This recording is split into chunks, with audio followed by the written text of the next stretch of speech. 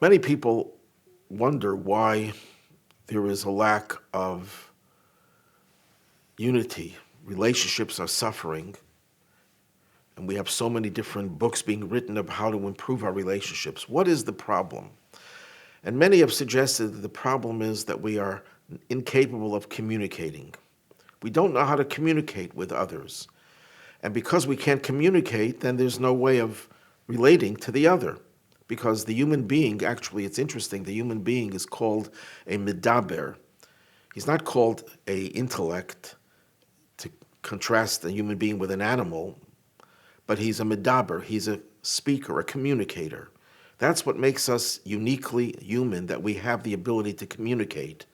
And when that breaks down and we can't communicate, there's a lack of our humanity, you could say, and therefore we can't get along because there's something missing in our relationships based on our inability to connect to the other person. But if that was the reason why our relationships suffer, we have to wonder, why is it that today there's much more of that, it seems, than there were in the past? In the past, people communicated much less. In the past, husbands and wives didn't communicate as much as they do today. Husbands would often go far away to earn a living. They would be away for days, weeks, and months, and sometimes even years.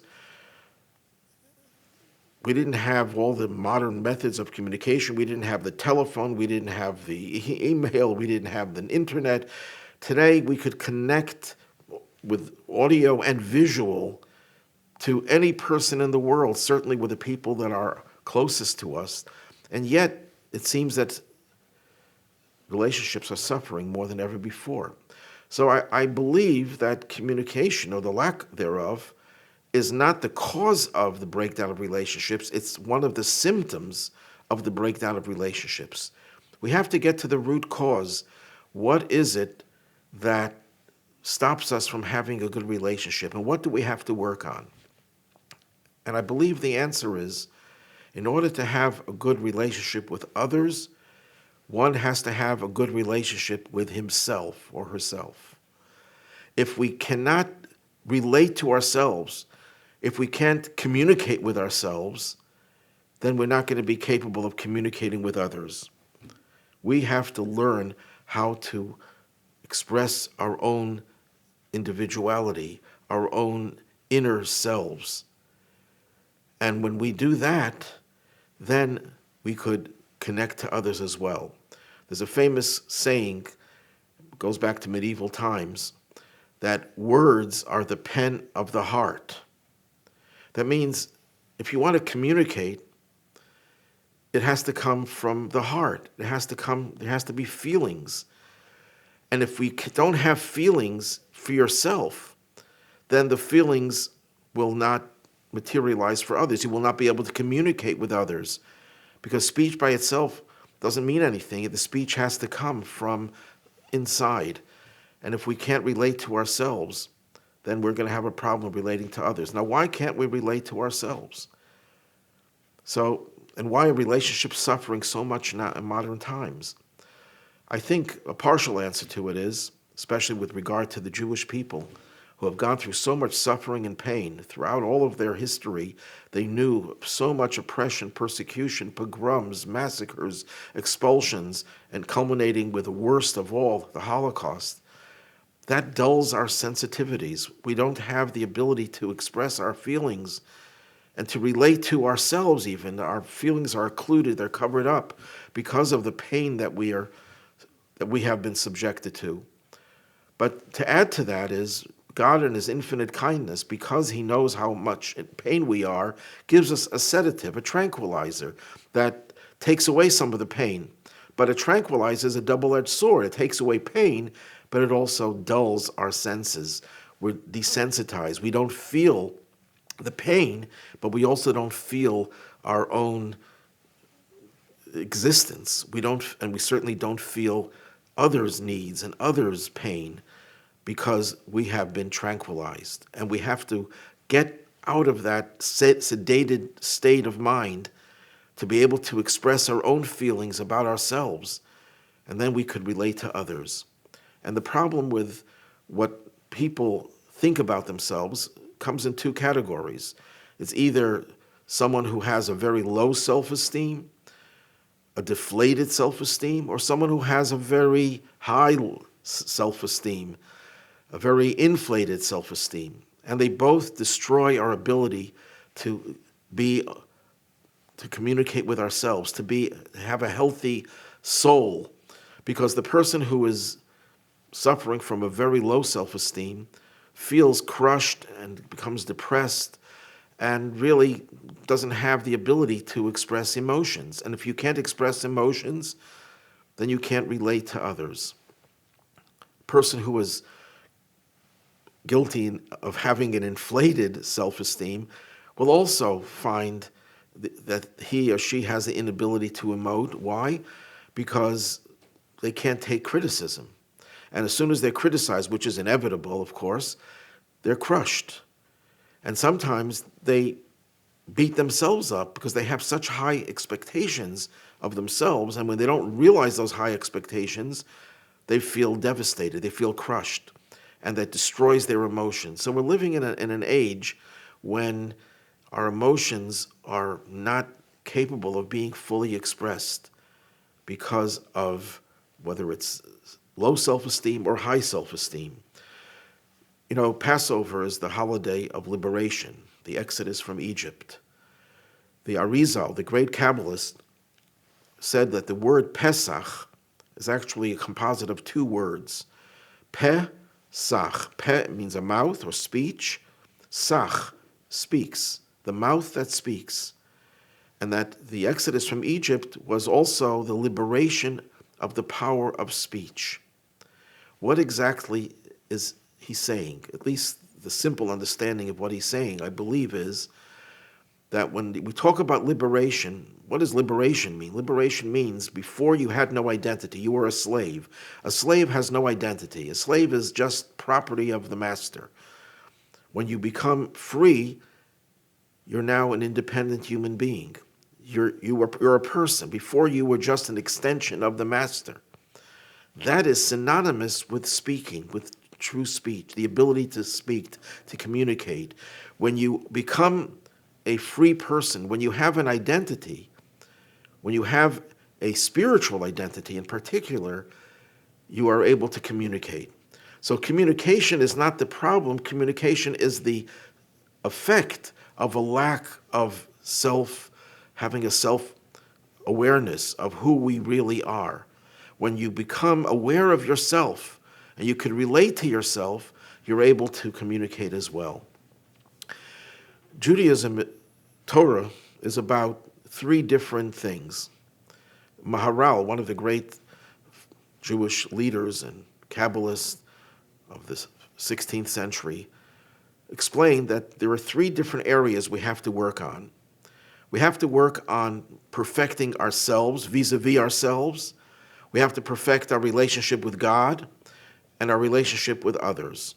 And he interpreted this and applied this to a teaching in Ethics of the Fathers, which says that the world stands on three things: Torah, the teachings of Torah; avoda, which is translated as service, which refers to prayer specifically; and gemilut chasadim, acts of loving kindness. He says all these three tackle and deal with three of the areas that I mentioned before. Torah edifies us. Torah makes us whole vis-a-vis ourselves, that we have a complete life. We're just happy with life, happy with our existence, happy with our station in life.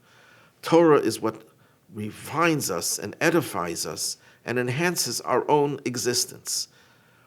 But then prayer is what cultivates our relationship with God. During prayer, we feel God's presence in our lives, develop a feeling of love for God, being in awe of God. And acts of loving kindness, obviously, governs our relationship with others, how to have a perfect or ideal relationship with others by doing acts of loving kindness. All these three are intertwined. If a person doesn't have a good relationship with others, then that's lacking in his relationship with God as well. Because it is a famous Hasidic maxim that God loves those who love his creatures, his creations. So when we love God's creations, it's an indirect way of loving God.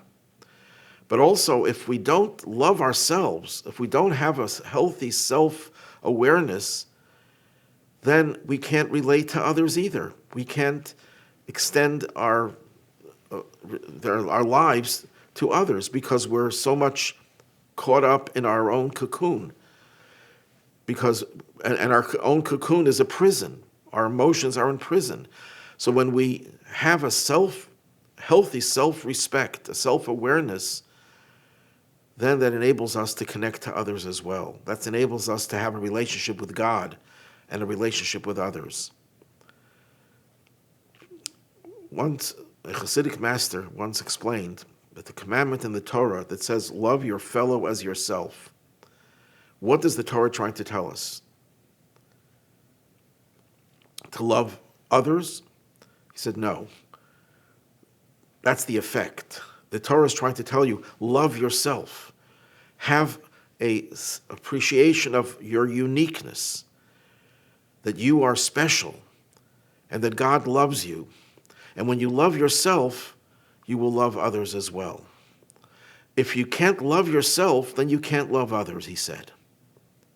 This is the important mission for us in our generation. To develop good relationships, we have to have an appreciation for who we are. Our sages tell us in the Mishnah, every person has to say, the world was created because of me, for me. That means I am unique in this world. It's not arrogance. It's not ego-driven. It means that you understand why God created you, that you have a mission in this world. You have a purpose. And if you were not here, God's purpose with creation would be lacking. You make God's purpose complete. Hillel, the famous sage, says, if I'm not for myself, who is for me? And that's followed by, and if I'm only for myself, then what's my purpose? In other words, before you can take upon yourself the responsibility of relating to others, you have to be able to relate to yourself. You have to know your own uniqueness.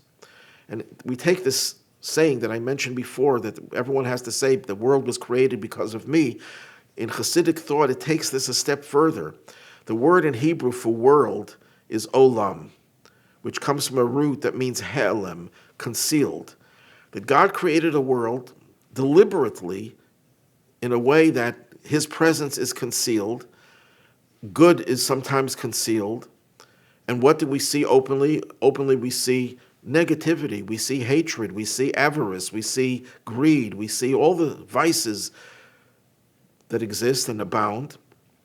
But the good things, the true things, the divine things are covered up. That's what world means. That's what olam means. And therefore, everyone has to say, why did God create a deficient world, a concealed world, a world in which the good is hidden? Because of me, because he wants me to reverse that, to change that. He wants me to make the world a better place. When a person recognizes that very mission that we were entrusted with, that we are here to remove the concealment of the world, that's what will give us a sense of self-worth. That's what will enable us to have a relationship with ourselves, and then we can extend that relationship to others.